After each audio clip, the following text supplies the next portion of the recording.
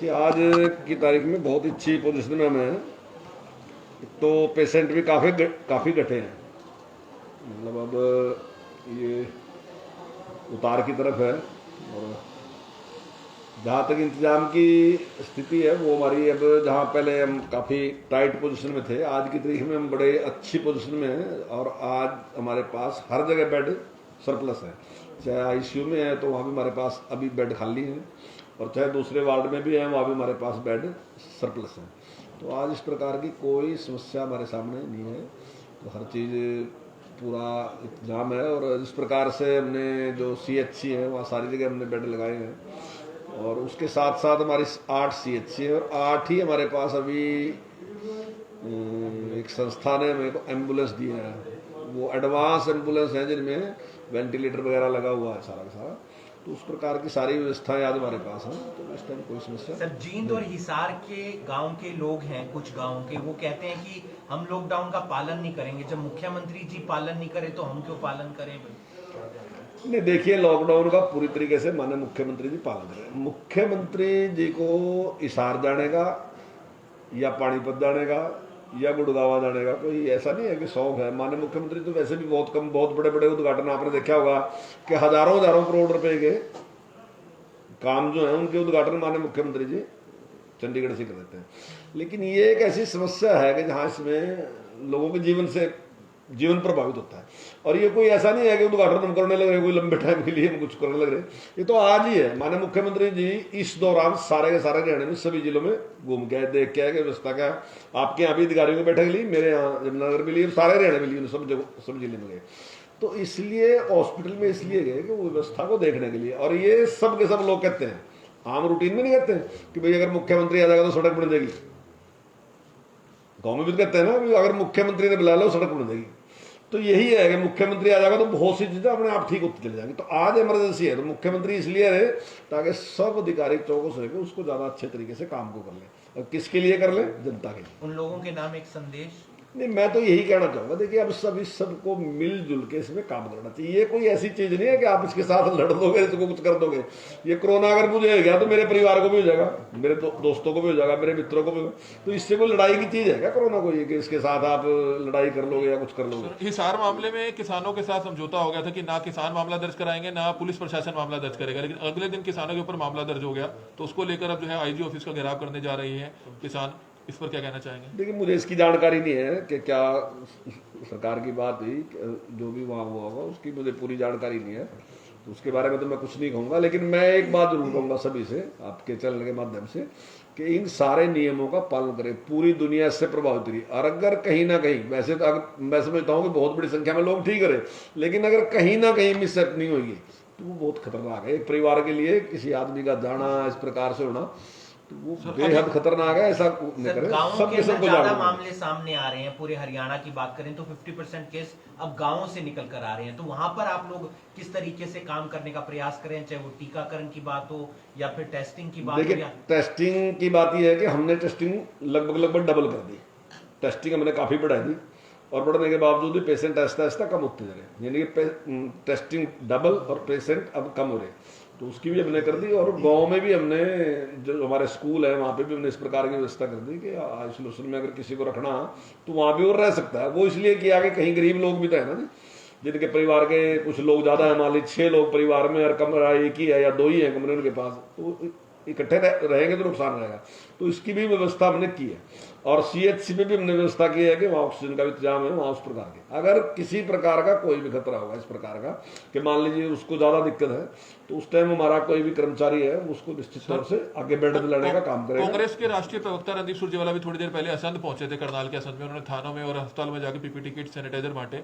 वहीं प्रेस वार्ता में सरकार पर भी निशाना साधा कि सरकार के पास पर्याप्त इंतजाम नहीं थे, जिसके चलते जो है ये हालात जो है तभी भी काबू हुए। देखिए, जितनी कम टाइम में और जितना बढ़िया इंतजाम इस सरकार ने किया, मैं दावे के साथ कह सकता हूँ आज तो कोई सरकार इस प्रकार का इंतजाम नहीं कर सकी। अगर उसने कुछ PPE किट वगैरह बांटे या कोई भी चीज की उसमें सहयोग किया तो मैं उसका धन्यवाद करता हूँ। अच्छी बात है, सबको करना चाहिए। ये कोई पार्टी का विषय नहीं है, ये समाज का विषय है। बहुत सी सामाजिक संस्थाएं अभी यहाँ आपके सामने कितने लोग आए थे जो सभी हॉस्पिटलों में काम कर रहे हैं। इनका कोई पॉलिटिकल लेना देना नहीं है, ना इन्होंने किसी से वोट लेनी, ना इनका कोई काम है। ये तो केवल और केवल इंसानियत के लिए लग रहे। कि आज हमारी ड्यूटी है, हमारे देश के सामने एक समस्या है, तो हम काम करेंगे। आज ये काम कर रहे, कल ये इनका कोई नहीं, ये अपने अपने काम पे चले जाएंगे, चाहे इनका बिजनेस है, चाहे इनकी नौकरी है, वहां चले जाएंगे। पॉलिटिकल आदमी को तो फिर भी कभी ना कभी काम पड़ेगा कि अगर अच्छा काम करेगा तो शायद उसको वोट का लालच रहेगा। इनका तो कोई लालच, इनके तो नाम का भी नहीं किसी ने पता कि कौन है कौन नहीं है, लेकिन आज अपना काम छोड़ के इस काम को कर रहे हैं। तो ऐसे टाइम में जब मुश्किल का टाइम है तो सबकी ड्यूटी है कि वो, और जो अग्रणीय लोग हैं उनकी ज्यादा ड्यूटी है ऐसे में कि वो मिलकर काम करें। सर, सिंघू बॉर्डर पर कल एक किसान की मौत हो जाती है और अस्पताल जब उसका वो करता है कोरोना टेस्ट तो वो पॉजिटिव निकलते हैं। तो सिंघू बॉर्डर पर किसान की एक मौत कोरोना से होना, आप कितना इसको गंभीर समझते हैं? बेहद खतरनाक है। देखिए, ये बार बार जिद करना इस बात की कि हम टेस्टिंग नहीं कराएंगे, हम टेस्ट नहीं कराएंगे, ये बिल्कुल गलत बात है। जो मैं तो एक ही बात कहता हूं, देखिए स्वास्थ्य के बारे में जो जानकारी है वो डॉक्टर की है, बस आप डॉक्टर पे विश्वास करो, जिद ना करो। मैं जिद करूंगी, मैं मंत्री और मैं कहूंगी मैं फैसला करूंगा इसका, मैं फैसला कर सकते, जो काम का मुझे पता मैं करूंगा, जिस काम का डॉक्टर को पता डॉक्टर, जो डॉक्टर कहता है वो सबको मानना चाहिए, चाहे वो कोई भी है। सर, आप शिक्षा मंत्री हैं, पिछला साल भी ऐसे चला गया एजुकेशन को लेकर, इस साल भी जो है काफी हालात ऐसे ही हैं बच्चों की एजुकेशन को लेकर, लेकिन मीडियम क्लास परिवार से जो जुड़े लोग हैं वो कह रहे हैं कि पूरी स्कूल फीस क्यों दी जाती है, स्कूल फीस में सरकार की तरफ से कोई रियायत, बिजली के बिल में कोई रियायत क्या हो पाएगी आने वाले समय में? विदेशों में देखा जा रहा है कि काफी कुछ रियायतें मिलती है, काफी करोड़ के पैकेज आते हैं, लेकिन रियायत क्या दी जाती है? किसी को रियायत नहीं दी जा रही कुछ। देखिए, हमने ट्यूशन फीस की पिछली बार बात की थी, ट्यूशन फीस ही पिछली बार दी, लेकिन अब कोर्ट का फैसला है तो उसके बाद ये पूरी फीस ले रहे, तो लेकिन फिर भी इस पे विचार आप बैठकर अगर स्कूल संचालकों से, एसोसिएशन से कुछ बातचीत की जाए तो कहीं ना कहीं सिरे चढ़ सकती है बात। से आपका अच्छा सुझाव है, इस पे बातचीत करें। सर, भूपेंद्र सिंह हुड्डा पहले कोरोना पॉजिटिव थे, उसके बाद ठीक हुए और परसों उन्होंने प्रेस वार्ता की थी। उन्होंने भी सरकार पर निशाना साधा और कहा कि प्रोटोकॉल तोड़ा जा रहा है सरकार की तरफ से, वही जो गांव के लोग कहते हुए नजर आए। तो उस बयान को आप कहीं किसी प्रकार का कोई प्रोटोकॉल नहीं तोड़ा। देखिए, जहाँ मुख्यमंत्री जी आएंगे तो निश्चित तौर से उनकी सुरक्षा तो साथ ही चलेगी। अब ये तो नहीं कह सकते कि धारा 144 लग रही है और 5 से ज्यादा आदमी नहीं चल सकते तो मुख्यमंत्री की सुरक्षा साथ ही चलेगी। मुख्यमंत्री की सुरक्षा साथ चलेगी, लेकिन मुख्यमंत्री जी ने वहां किसी को नहीं मिला, वहां केवल विधायक थे या हमारे डिप्टी स्पीकर थे और या उनकी सुरक्षा थी। कोई वहां इस प्रकार का प्रोग्राम नहीं था और वो केवल देखने के लिए। और ये मैं समझता हूँ कि जिस चीज के लिए मुख्यमंत्री का धन्यवाद करना चाहिए, उनको उनकी बड़ाई करनी चाहिए जिस काम के लिए, उस काम के लिए वो आलोचना करने लगे, क्योंकि उनको जो उनका अपना एजेंडा है उसको। कांग्रेस पार्टी ने भी सड़कों पर उतरकर ज्ञापन दिया सभी जिला सचिवालयों में इसी बात को लेकर कि भीड़ ज्यादा जुटाई गई। करनाल में कुलदीप शर्मा की अध्यक्षता में ज्ञापन दिया गया। वो जरा दिखाई देना वीडियो जो भीड़ ज्यादा है, कहाँ थी? या तो एमएलए साथ थे, मुख्यमंत्री थे, या उनके सुरक्षा में जो कर्मचारी जिनकी ड्यूटी होती है अब ये भी नहीं कर सकते कि आप 5 आदमी को बोले अब भी ज्यादा है 5 से। तो अब मैं मीटिंग ले रहा था, मैं भी तो 5 से ज्यादा है, आप प्रेस है आप भी 5 से ज्यादा, तो कहीं कहीं तो कुछ लोग इकट्ठे ज्यादा होंगे ना जी। अब इस टाइम भी तो हम 5 से ज्यादा है।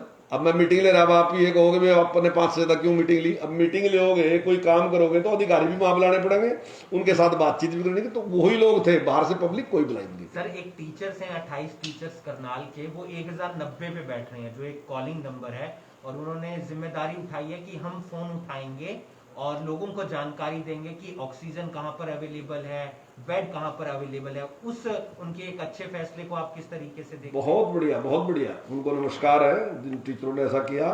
और ऐसे ही लोग हैं समाज में, ऐसे ही अच्छे लोग हैं जो ऐसे विपत्ति काल में जो है मार्गदर्शन करते हैं और एक उदाहरण प्रस्तुत करते हैं जिसको देख के दूसरा समाज में। सर, काफी लोग जो है राय रख रहे हैं अगर हरियाणा सरकार में या जो सभी विधायक है अगर 1-1 महीने की अपनी सैलरी दे और उससे कहीं ना कहीं जो आम आदमी है, आम आदमी को कुछ राहत मिल पाए, मीडियम क्लास को कुछ राहत मिल पाए। वो निर्णय लेती है सरकार टाइम पे। पहले भी 30% जो था उसको मतलब विधायकों ने सबसे पहले दिया था, तो अब वो लगातार चल ही रहा था। मुझे है 1 साल तक वो 30% हम देते ही रहे और आगे भी जरूरत रहेगी तो आगे भी देंगे, क्या दिक्कत है उसमें? तो अंत में लोगों से अपील करेंगे क्या कुछ सावधानियां बरतें, लॉकडाउन अगर दोबारा लंबा? नहीं, देखिए मेरी तो अपील यही है और बार बार यही अपील रहती है कि जो नियम है उनको फॉलो करना चाहिए हर हालत में। डॉक्टर जो बात करे उस बात को मानो, किसी की बात का विशेषज्ञ जो डॉक्टर है। पॉलिटिकल आदमी इस चीज का विशेषज्ञ नहीं है, ना आंदोलन करने वाला कोई विशेषज्ञ, ना लीडर कोई विशेषज्ञ। विशेषज्ञ है डॉक्टर की बात को फॉलो करो। और जो सोशल डिस्टेंसिंग की बात है, चाहे सैनिटाइज की बात है, चाहे जो भी दूसरी बातें हैं, उन सबको। एक लास्ट सवाल, अभी आप चार्ट देख रहे थे, 6 लाख की आबादी है, 18 से 44 लाख के जो युवा हैं हमारे जैसी एज के हैं, लेकिन महज 35,000 वैक्सीन अभी तक लगी है। नहीं 35,000 है, 3 लाख कुछ लगी। कितने? 18 साल से ऊपर के वो जो 18 से प्लस सेकंड वाली नहीं सर, तो 18 से 44 अच्छा लगी है।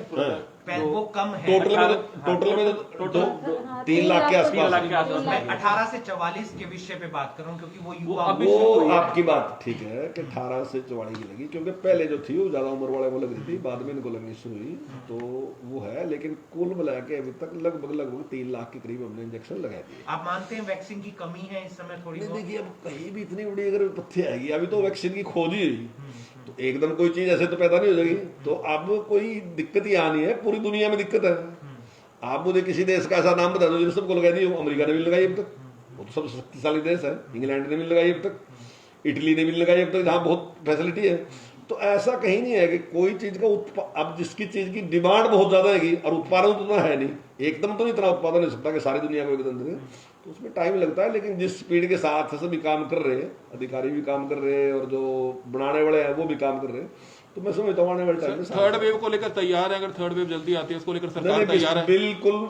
अब की बार पूरी तरीके से चौकसाई बरत रखी, और मुझे तो उम्मीद है कि नहीं आएगी थर्ड वेव, आएगी तो फिर भी उसके बावजूद और इस बार पहले ही तैयार है, दूसरी वेव में पूरी तरह से तैयारी नहीं थी। पूरी तैयारियां हैं अब की बार, पूरी तैयारी नहीं। तैयारियां तो पहले भी थी, लेकिन अब की बार उससे ज्यादा तैयारियां, क्योंकि उस टाइम ये था कि सेकंड वेव जो थी वो ठीक है, कह रहे थे सेकंड वेव आएगी, लेकिन इस प्रकार का था जिस प्रकार से आई। तो लेकिन अब की बार मतलब 2 जगह पे 22 चुनाव होने हैं, कालका पे और एलनाबाद में। ऐसा ना हो कि सेकंड वेव के बाद जो है दोबारा से चुनावों में बिजी हो जाए। नहीं, अभी चुनाव की कोई बात नहीं।